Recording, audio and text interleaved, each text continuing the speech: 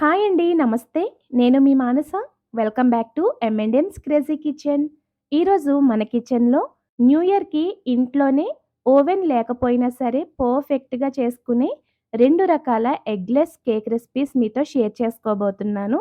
ఇందులో first recipe వచ్చేసి eggless cream cake recipe and second one వచ్చేసి ఎగ్‌లెస్ 2 ఇన్ 1 కేక్ రెసిపీ అండి. Cream available లేని టైంలో ఇలా 2 ఫ్లేవర్స్‌తో కలిపిన 2 ఇన్ 1 కేక్ చేసి పెట్టినా కూడా అందరూ ఇష్టంగా తింటారండి. అలాగే నేను చెప్పినట్టుగా ఇదే క్వాంటిటీస్‌తో మీరు కేక్ ప్రిపేర్ చేశారంటే మీకు పర్ఫెక్ట్ స్పాంజీ కేక్ అయితే రెడీ అయిపోతుందండి. సో, లేట్ చేయకుండా సింపుల్‌గా చేసుకునే ఈ 2 రకాల ఎగ్‌లెస్ కేక్ రెసిపీస్ ఎలా చేసుకోవాలో చూసేద్దాం. వీడియోనెక్కడ స్కిప్ చేయకుండా ఎండ్ వరకు చూసేయండి. ఫస్ట్ రెసిపీ వచ్చేసి ఎగ్‌లెస్ క్రీమ్ కేక్ రెసిపీ అండి. కేక్ బేస్ ప్రిపేర్ చేసేటప్పుడు నేను కొన్ని టిప్స్ అయితే షేర్ చేశాను. మీరు కూడా అవే టిప్స్ ఫాలో అయ్యి చేశారంటే మీ కేక్ కూడా సూపర్ స్పంజీగా వస్తుంది. చాలా టేస్టీగా ఉంటుంది. సో, లేట్ చేయకుండా ఇది ఎలా చేయాలో చూసేద్దాం.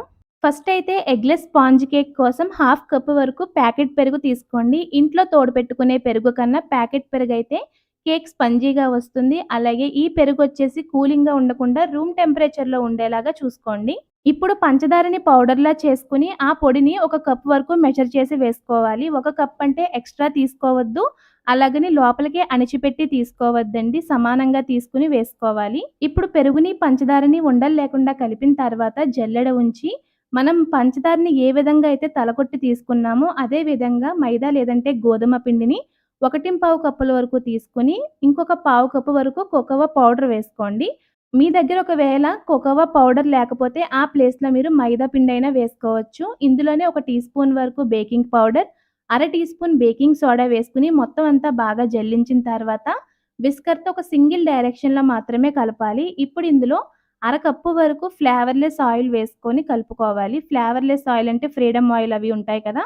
అవి వేసుకొని కలుపుకోవాలి. లేదంటే వేరే ఆయిల్స్ ఏస్తే కేక్ కొంచెం స్మెల్ ఒస్తదనమాట. సో, మొత్తం ఆయిల్ వేసి కలిపిన తర్వాత కాచి చల్లార్చి రూమ్ టెంపరేచర్‌లో ఉన్న పాలు ముప్పావు కప్పు తీసుకొని కొద్ది కొద్దిగా వేసుకుంటూ ఇలా విస్కర్‌తో సింగిల్ డైరెక్షన్‌లో మొత్తం అంతా బాగా కలిసేట్టు కలిపిన తర్వాత ఇప్పుడు స్పాచులాతో వీడియోలో చూపిస్తున్నట్లు కట్ అండ్ ఫోల్డ్ మెథడ్‌లో కేక్ బ్యాటర్‌ని కలుపుకోవాలి. ఇలా కట్ అండ్ ఫోల్డ్ మెథడ్‌లో కలపడం వల్ల కేక్ స్పంజీగా, ఫ్లఫీగా వస్తుంది. చూసారు కదా! మనకి పర్ఫెక్ట్ కేక్ బ్యాటర్ అయితే రెడీ అయిపోయింది. ఇప్పుడు ఈ కేక్ బ్యాటర్‌ని ఆల్రెడీ గ్రీస్ చేసి బటర్ పేపర్ వేసి పెట్టుకున్న కేక్ ట్రేలోకి ట్రాన్స్‌ఫర్ చేసుకోవాలి. మీ దగ్గర బటర్ పేపర్ లేకపోతే ఆయిల్‌తో గ్రీస్ చేసి దానిపైన కాస్త పొడి పిండిని డస్ట్ చేసుకుంటే సరిపోతుంది. ఇప్పుడు కేక్ బ్యాటర్ అంతా వేసిన తర్వాత ఇందులో ఎయిర్ బబుల్స్‌ని అవాయిడ్ చేయడం కోసం ఒక 2 సార్లు ట్యాప్ చేసి 10 నిమిషాల ముందు నుంచి ప్రీహీట్ చేసి పెట్టుకున్న ఒక పెద్ద గిన్నెలో కేక్ ట్రేనైతే ప్లేస్ చేసుకొని మూత పెట్టి లో ఫ్లేమ్‌లో 40-50 నిమిషాల పాటు కేక్‌ని బేక్ చేసుకోవాలి.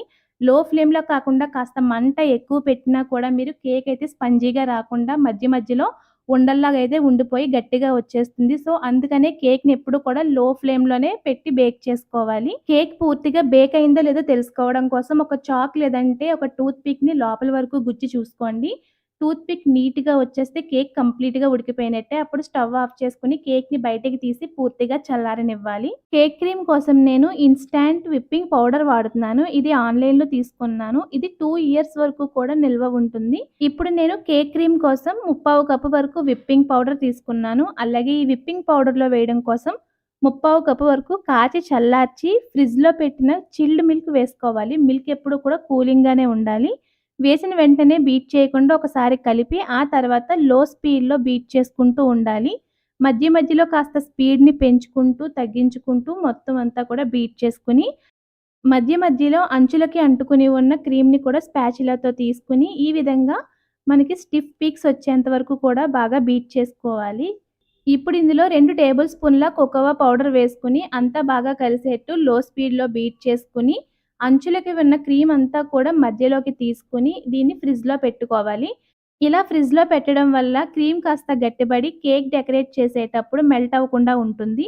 అలాగే కేక్ డ్రై అయిపోకుండా మాయిస్ట్‌గా ఉండడం కోసం ఒక కప్పులో ఒక టేబుల్ స్పూన్ వరకు షుగర్ వేసుకొని 4 టేబుల్ స్పూన్ల వాటర్ యాడ్ చేసుకొని షుగర్ పూర్తిగా కరిగించుకోవాలి. ఇప్పుడు చల్లారిపోయిన కేక్‌ని చాక్‌తో అంచులన్నింటిని కూడా లైట్‌గా కట్ చేసుకుంటూ వస్తే ఈజీగా మనకి కేక్ డీమోల్డ్ అయిపోతుంది. చూసారు కదా ఎంత స్పంజీగా వచ్చిందో. నేను చెప్పిన టిప్స్ అన్నీ కూడా ఫాలో అయ్యి చేస్తే మీ కేక్ కూడా ఇలాగే స్పంజీగా పర్ఫెక్ట్‌గా వస్తుంది.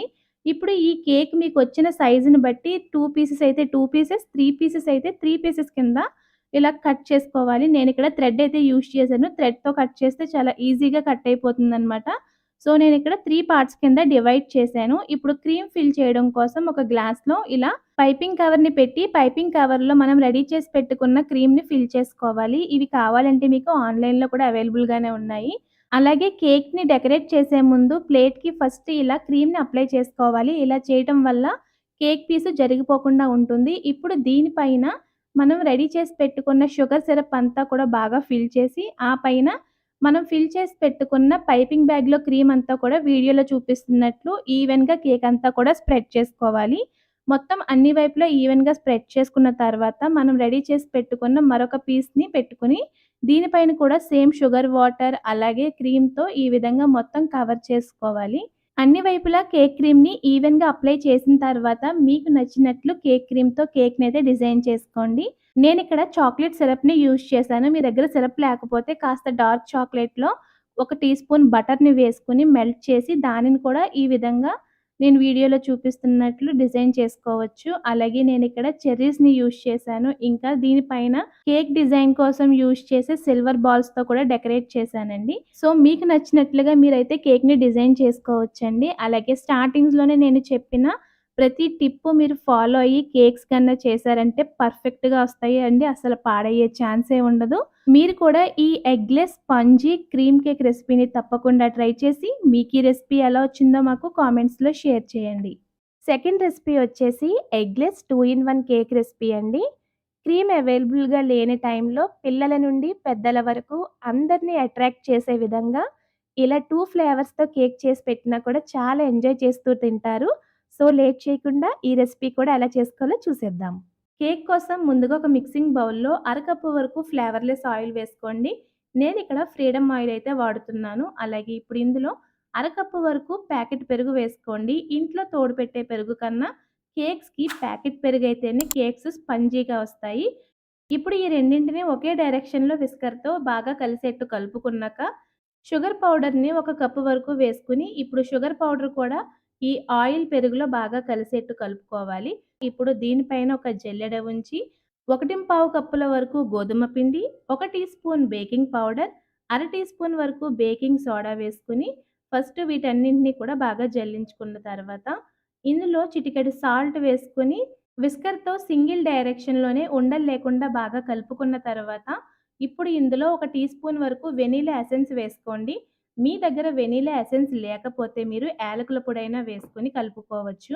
ఇప్పుడు ఇందులో కాచి చల్లార్చి రూమ్ టెంపరేచర్‌లో ఉంచిన పాలని 3/4 కప్పు వరకు తీసుకొని కొద్ది కొద్దిగా వేసుకుంటూ విస్కర్‌తో ఉండలు లేకుండా సింగిల్ డైరెక్షన్‌లో మాత్రమే కలపాలి. ఎప్పుడైనా సరే కేక్ బ్యాటర్‌ని ఏదో ఒక డైరెక్షన్‌లో మాత్రమే కంటిన్యూయస్‌గా కలుపుకోవాలి. అప్పుడే ఎయిర్ బాగా ఫార్మ్ అయ్యి కేక్ ఫ్లఫీగా వస్తుంది.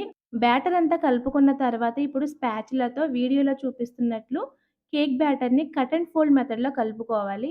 చూసారు కదా! బేసిక్ కేక్ బ్యాటర్ అయితే రెడీ అయిపోయింది. ఇప్పుడు ఈ కేక్ బ్యాటర్‌ని 2 పార్ట్స్ కింద డివైడ్ చేసుకొని, ఒక దానిలోనేమో 2 టేబుల్ స్పూన్ వరకు కస్టర్డ్ పౌడర్ యాడ్ చేసుకోండి. నేను already homemade custard powder video upload చేశానండి మన ఛానల్‌లో. మీకు కావాలి అంటే లింక్ కింద డిస్క్రిప్షన్‌లో ఇస్తాను. ఒకసారి వెళ్లి చూడండి. ఇప్పుడు ఈ కస్టర్డ్ పౌడర్ వేసిన తర్వాత స్పాచులాతోని కట్ అండ్ ఫోల్డ్ మెథడ్‌లో ఉండలు లేకుండా చక్కగా కలిసేట్టు కలుపుకున్నాక, ఇందులో 2 టేబుల్ స్పూన్ల వరకు పాలని వేసుకొని కలపాలి. కస్టర్డ్ పౌడర్‌లో మనం కార్న్ ఫ్లోర్ యూజ్ చేస్తాం కాబట్టి కేక్ బ్యాటర్ కాస్త త్వరగా బిగుసుకుపోతుంది. సో, అందుకే కాస్త లూజ్ ఉండేలాగా నేను 2 టేబుల్ స్పూన్ల వరకు మిల్క్ యాడ్ చేసుకున్నాను. మరొక బ్యాటర్‌లో 2 టేబుల్ స్పూన్ల వరకు కోకోవా పౌడర్ వేసుకొని కలిపిన తర్వాత, ఇప్పుడు ఇందులో 1 టేబుల్ స్పూన్ వరకు పాలు యాడ్ చేసుకొని కాస్త టైట్‌గా కలిపాను. కస్టర్డ్ పౌడర్‌లో ఉండే కార్న్ ఫ్లోర్ వల్ల కేక్ బేక్ అయ్యేటప్పుడే త్వరగా గట్టిపడిపోతుంది. ఒక పక్కనేమో చాక్లేట్ కేక్ త్వరగా ఉడకదు. సో, అందుకనే కస్టర్డ్ కేక్ బ్యాటర్‌ని కాస్త లూజ్‌గా కలిపాను. ఈ రెండింటికి జస్ట్ 1 టేబుల్ స్పూన్ మిల్క్ మాత్రమే తేడా అండి. మరీ లూజ్‌గా అయితే కలపలేదు. 2 కూడా ఒకే టైంకి ఈక్వల్‌గా బేక్ అవ్వాలి కాబట్టి నేను ఈ విధంగా అయితే కలిపాను. నేనిక్కడ ఆల్రెడీ గ్రీస్ చేసి బటర్ పేపర్ వేసి కేక్ ట్రేని ముందే రెడీ చేసి పెట్టుకున్నాను. అలాగే 2 ఫ్లేవర్స్ కేక్స్‌ని కూడా డివైడ్ చేయడం కోసం ఒక స్టీల్ గ్లాస్‌ని తీసుకొని కాస్త ఆయిల్‌ని గ్రీస్ చేసి ఈ గ్లాస్‌ని సెంటర్‌లో ప్లేస్ చేసుకున్న తర్వాత, రెడీ చేసి పెట్టుకున్న కేక్ బ్యాటర్స్‌ని ఒకేసారి గ్లాస్‌కి 2 వైపుల నుంచి కూడా ఈక్వల్‌గా వేసుకుంటే, కేక్స్ ఎక్కడ కూడా ఒకదాని నుంచి ఒకటి మిక్స్ అవ్వకుండా ఏ ఫ్లేవర్‌కి ఆ ఫ్లేవర్ చక్కగా బేక్ అవుతుంది. బ్యాటర్ మొత్తం వేసేసిన తర్వాత ట్యాప్ చేయొద్దండి. ట్యాప్ చేయడం వల్ల మళ్ళీ గ్లాస్ డిస్టర్బ్ అయిపోతుంది. ఫైనల్‌గా మీకు నచ్చినట్లు గార్నిష్ చేసుకోండి. కావాలంటే మీరు డ్రై ఫ్రూట్స్‌ని కూడా చిన్న పీసెస్‌లా కట్ చేసి గార్నిష్ చేసుకోవచ్చు. కేక్‌ని బేక్ చేసుకోవడం కోసం ఒక పెద్ద గిన్నెలో ఒక స్టాండ్ పెట్టి మూత పెట్టేసి హై ఫ్లేమ్‌లో 10 నిమిషాల పాటు ప్రీహీట్ చేసుకున్న తర్వాత ప్రిపేర్ చేసి పెట్టుకున్న కేక్ ట్రేని నెమ్మదిగా ప్లేస్ చేసి మూత పెట్టి లో ఫ్లేమ్‌లోనే 30-40 నిమిషాల పాటు బేక్ చేసుకోవాలి. కేక్ లోపల వరకు బేక్ అయిందో లేదో చెక్ చేసుకోవడం కోసం ఒక టూత్ పిక్ లేదంటే నైఫ్‌ని లోపల వరకు గుచ్చి చూసుకోండి. కేక్ బ్యాటర్ ఎక్కడా కూడా అంటుకోకుండా టూత్ పిక్ నీట్‌గా వచ్చేస్తే కేక్ లోపల వరకు బేక్ అయినట్టే. అప్పుడు స్టవ్ ఆఫ్ చేసుకొని పక్కకి తీసి పూర్తిగా చల్లారిన తర్వాత జస్ట్ మనం గ్లాస్‌ని వెంటనే తీసేయకూడదండి. ఒక చిన్న రొటేషన్ ఇచ్చి, ఒక నిమిషం అలా వదిలేసిన తర్వాత ఈ కేక్‌ని రివర్స్‌లో పెట్టి మీరు అన్‌మౌల్డ్ చేశారంటే చాలా సింపుల్‌గా గ్లాస్ నుంచి సెపరేట్ అయిపోతుంది. చూసారా? ఎగ్స్, మైదా, ఓవెన్ ఇవేమీ లేకపోయినా కేక్ ఎంత స్పంజీగా వచ్చిందో. నేను చెప్పే టిప్స్ అండ్ మెజర్‌మెంట్స్ ఫాలో అయ్యి మీరు కేక్ ప్రిపేర్ చేస్తే మీకు కూడా ఖచ్చితంగా ఇలాగే వస్తుంది. అలాగే మనం మధ్యలో పెట్టిన గ్లాస్‌లో కేక్ బేక్ అయ్యే టైంలో కేక్ బ్యాటర్ కాస్త లోపలికెళ్ళి ఒక చిన్న లేయర్ లాగా ఫార్మ్ అవుతుంది తప్పితే పెద్దగా వేస్ట్ అయితే ఏమీ కాదనమాట. చూసారు కదా! Eggless chocolate and custard 2 in 1 cake recipe ఎంత ఈజీనో. మీరు కూడా ఈ సింపుల్ అండ్ హెల్తీ రెసిపీని తప్పకుండా ట్రై చేసి మీకు ఈ రెసిపీ ఎలా వచ్చిందో మాకు కామెంట్స్‌లో షేర్ చేయండి. అలాగే వీడియో నచ్చినట్లయితే ప్లీజ్ మీ ఫ్రెండ్స్‌కి కూడా ఫార్వర్డ్ చేయండి.